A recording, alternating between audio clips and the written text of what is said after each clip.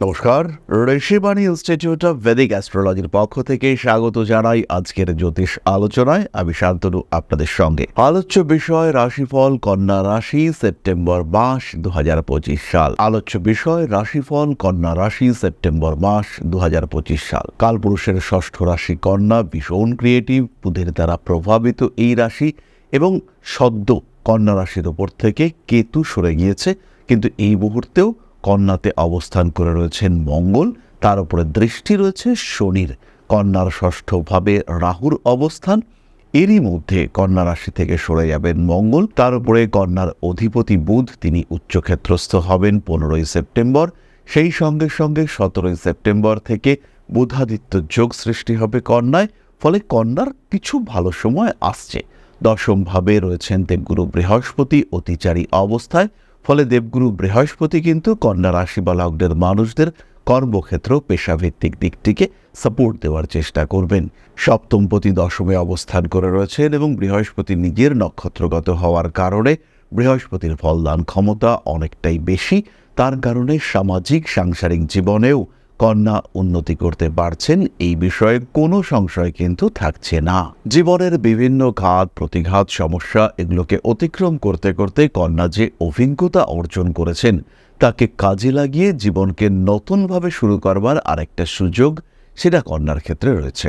Energy level ভীষণ high, লগ্নে বুধ অবস্থান করে রয়েছে রোগ মুক্তির সম্ভাবনা, জীবনকে আরেকবার রিওয়াইন্ড করার চেষ্টা, এটা কিন্তু কন্যার ক্ষেত্রে দেখতে পাওয়া যাবে। বহু ঘাত প্রতিঘাত ধাক্কা বিগত বেশ কিছুদিনে কন্যা সহ্য করেছেন, এবার বিষয়টাকে নতুন করে ভাবার, নিজের জীবনকে নতুন করে বোঝার আরেকটা সুযোগ সেটা কন্যা পেতে চলেছেন। নতুন ব্যবসায় অংশগ্রহণ করা যেতে পারে, পরিবর্তন করা যেতে পারে কর্মের ধারা, সামান্য বুদ্ধি কিছুটা পরিশ্রম, সাফল্য আপনার হাতের মুঠোয় আসতে চলেছে। নেগেটিভিটিও রয়েছে, একদম নেগেটিভিটি নেই এটা কিন্তু আমরা বলবো না। অষ্টমপতি মঙ্গল 13 তারিখের পর থেকে দ্বিতীয়ভাবে প্রবেশ করছেন। অর্থনৈতিক ক্ষেত্রে স্ট্রেস, অ্যাংজাইটি, প্রেশার, টেনশন ইত্যাদি আসতে পারে, আটকে যেতে পারে পাওনা টাকা পয়সা। ভেবেছিলেন টাকা তো আসবেই, কিন্তু সেই টাকা এলো না, সমস্যা তৈরি হলো আপনার জীবনে, এই ঘটনা কিন্তু ঘটতে পারে। অর্থনৈতিক ক্ষেত্রে সাফল্য আসছে, কিন্তু টাকা ধরে রাখা কন্যার জন্য কিছুটা কঠিন হতে পারে। গোল্ডে ইনভেস্ট করা যেতে পারে, বিলাসিতার দিকে অর্থ ব্যয় কমাতে হবে। খেয়াল রাখতে হবে অপ্রয়োজনীয় খাতে ব্যয় যতটা সম্ভব কমানো যায় সেটাই কিন্তু আপনার জন্য ভালো এবং উচিত। বিলাসিতা, অনর্থক ব্যয় সেগুলো কিন্তু আপনার ক্ষেত্রে বাড়বে। রিসেন্টলি আমার পরিচিত এক ভদ্রলোক, তিনি তার শখে একটি টেলিস্কোপ কিনেছেন এবং টেলিস্কোপটির দাম প্রায় 2 লাখ টাকা। এবার কেনার পরে তিনি বুঝতে পারছেন এটার তার জীবনে বিরাট কোনো উপযোগিতা নেই। এবার কিন্তু তিনি সেটি বিক্রি করতে চাইছেন, এখন তিনি আর সেই দাম পাচ্ছেন না। তিনি আমাকেও বলেছেন লোকজন দেখবার জন্য। তো এই ধরনের বিলাসিতা, এই ধরনের অনর্থক ব্যয় যদি আপনারা করে থাকেন, সেই ক্ষেত্রে কিন্তু ভুগতে হবে, পস্তাতে হবে। কয়েকটি বিশেষ বিষয় কন্যা রাশি বা লগ্নের মানুষদের ক্ষেত্রে। প্রথম বিষয়টি হলো শত্রু সংখ্যা বাড়বে, ভুগতে চলেছেন পেটের সমস্যায়। খাদ্যের প্রতি নিয়ন্ত্রণ না রাখলে, রেড মিটের প্রতি অ্যাট্রাকশন যদি না কমাতে পারেন, কন্ট্রোল যদি না করতে পারেন, সেই ক্ষেত্রে ভুগবেন পেটের সমস্যায়। সেখান থেকে ইউরিক অ্যাসিড, কোলেস্টেরল বৃদ্ধি জাতীয় সমস্যা সেটা কিন্তু আপনাকে প্রবলভাবেই অ্যাটাক করতে পারে। সাবধানতা অবলম্বন করতেই হচ্ছে। দ্বিতীয় বিষয়টি হলো 13 তারিখের পর থেকে রাহু মঙ্গল ত্রিকোণ সম্পর্ক সৃষ্টি হচ্ছে। দ্বিতীয়ভাবে মঙ্গল, ষষ্ঠভাবে রাহু, আইনি সমস্যায় জড়িয়ে পড়তে পারেন এবং আইনি সমস্যায় জড়িয়ে পড়লে সেখান থেকে মুক্তির জন্য ভালো রকম অর্থ ব্যয় এটা কিন্তু আপনাকে করতে হবে। দশমভাবে বৃহস্পতি, চাকরি প্রাপ্তির যোগ রয়েছে। যারা মাল্টিন্যাশনাল কোম্পানিতে ম্যানেজমেন্ট লেভেলে রয়েছেন এবং যারা চাকরি পরিবর্তন করতে চাইছেন, যারা নিজেদের কর্মক্ষেত্র কর্মসূত্রটিকে আরেকটু বেটার করতে চাইছেন, কাজের ধারাটাকেই পাল্টাতে চাইছেন, রোল চেঞ্জ করতে চাইছেন, ইন্ডাস্ট্রি চেঞ্জ করতে চাইছেন, তাদের ক্ষেত্রে সুবিধা আসবে। যারা চেঞ্জ করতে চাইছেন না, তারাও কিন্তু নিজের কর্মক্ষেত্রে নিজের বন্ধনকে অটুট করে তুলতে পারবেন। সমস্যাগুলি থেকে দ্রুত মুক্তির সম্ভাবনা দেখতে পাওয়া যাবে। দশম ভাব অর্থাৎ আপনার ঠিক মাথার উপরে দেবগুরু বৃহস্পতির সঞ্চার আপনাকে কিছু না কিছু সুফল দেবে। সপ্তমপতি দশমে বসে রয়েছেন, সপ্তমপতি তুঙ্গ হতে চলেছেন। এই অবস্থায় দেবগুরু বৃহস্পতি কিন্তু অনেকটাই রিল্যাক্সড মুডে রয়েছেন। আপনার উন্নতি হবে, দশম ভাবটা এনার্জাইজ হয়ে রয়েছে, কুটুম্ব কুলে যত্ন আত্মি বাড়বে। ষষ্ঠে রাহু বাড়িয়ে তুলতে পারে বিষক্রিয়ার সম্ভাবনা। নিজের উপর নিয়ন্ত্রণ রাখার চেষ্টা এটা অবশ্যই বানাতে হবে। যেখানে সেখানে যা মন চায় খাওয়া একেবারেই উচিত হবে না। প্রফেশনাল ট্রেনিং এবং সেখানে ব্যয় করে আপনার লাভ হতে চলেছে।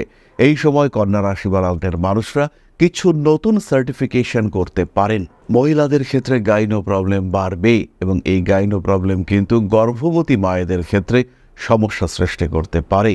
নিজের উপর নিয়ন্ত্রণ অবশ্যই রাখতে হবে, খেয়াল রাখতে হবে, শরীরের দিকে যত্ন অবশ্যই রাখতে হবে।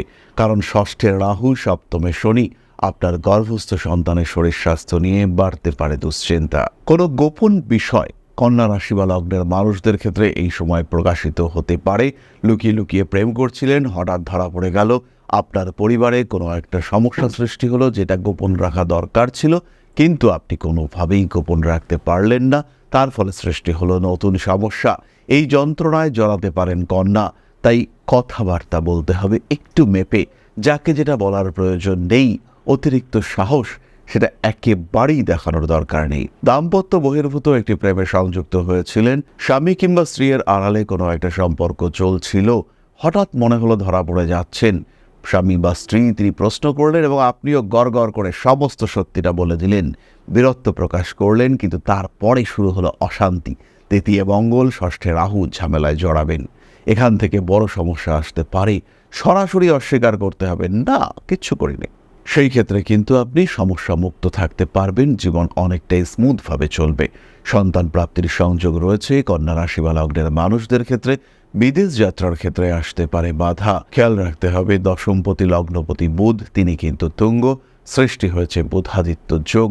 শিক্ষাক্ষেত্রে, কর্মক্ষেত্রে নতুন সুযোগ আসবে। ইন্টারভিউর ক্ষেত্রে সাকসেস রেট বাড়ছেই। সুতরাং পারিপার্শ্বিক পরিস্থিতিগত জটিলতা থেকে নিজেকে মুক্ত করবার জন্য, নিজেকে প্রকাশিত করবার জন্য অবশ্যই কিছু নতুন ভাবনা চিন্তা করবার দরকার রয়েছে। পড়াশুনোর ক্ষেত্রে কিছুটা খরচ বাড়বে। ছোটখাটো আইনি সমস্যা এই মাসে আসতে পারে।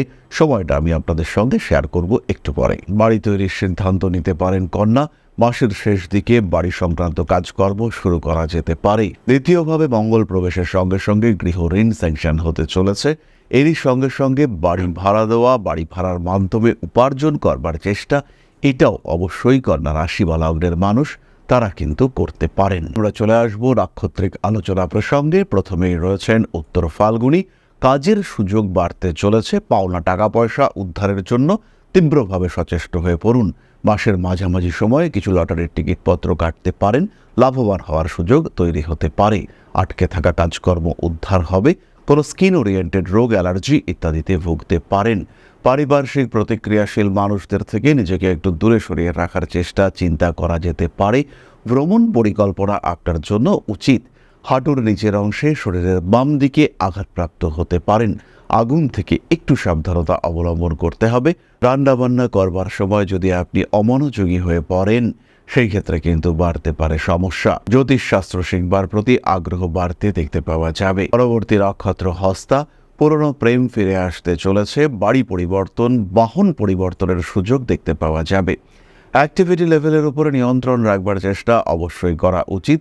ঠান্ডা লাগার কারণে সমস্যাগ্রস্ত হয়ে পড়তে পারেন। অনৈতিক কাজকর্ম থেকে নিজেকে দূরে সরিয়ে রাখতে হবে। নতুন ব্যবসায় সাফল্য বাড়তে চলেছে।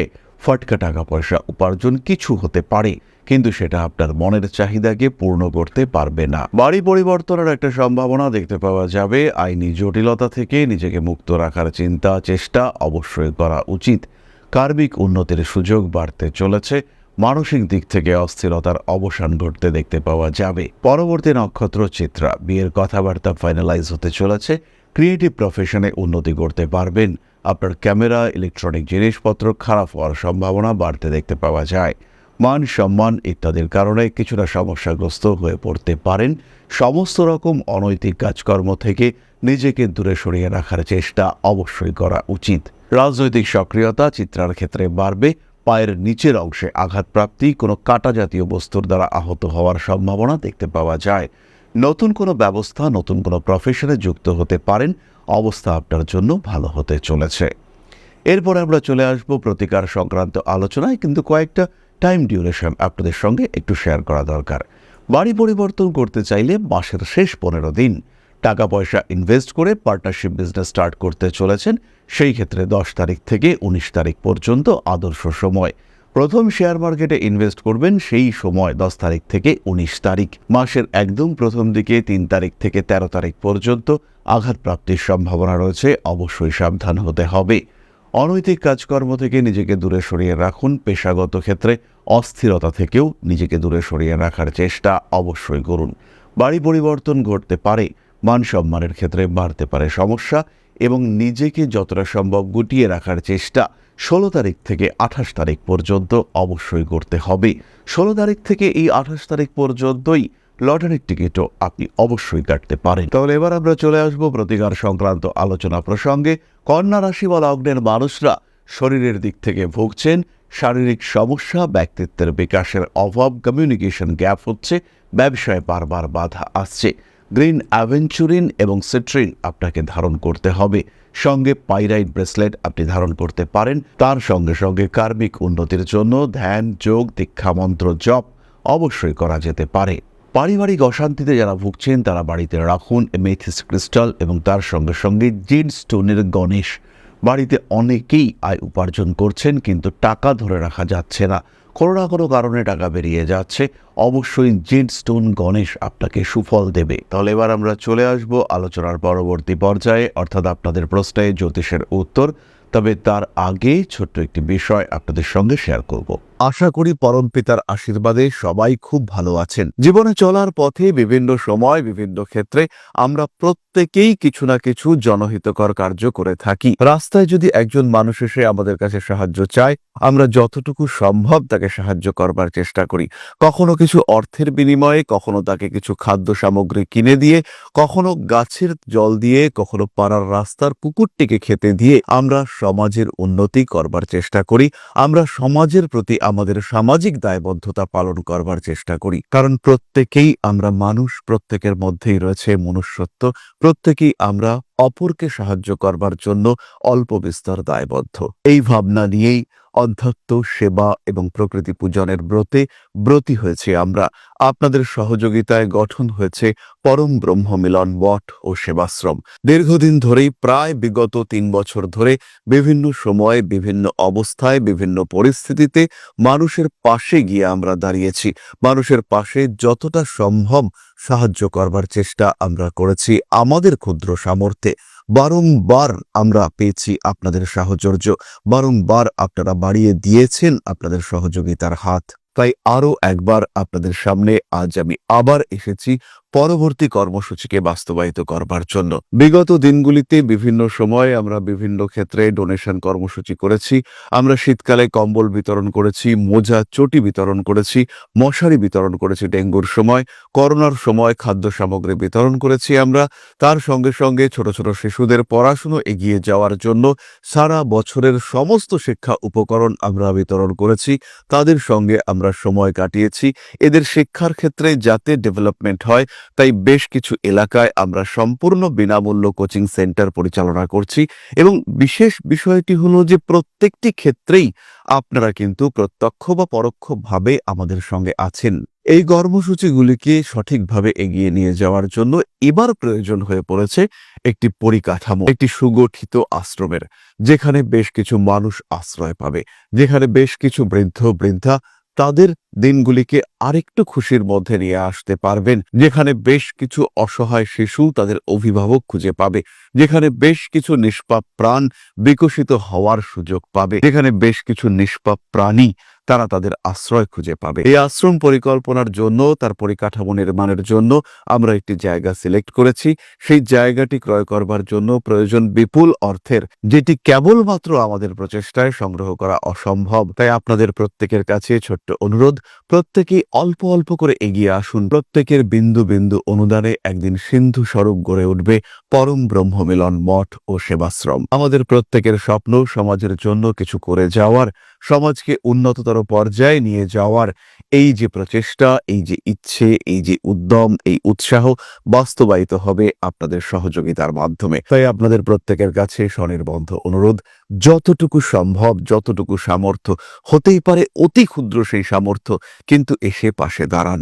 ইতিমধ্যেই বহু মানুষ তাদের যথাসম্ভব সাহায্যের হাত আমাদের দিকে বাড়িয়েছেন। আমরা তাদের প্রতি কৃতজ্ঞ।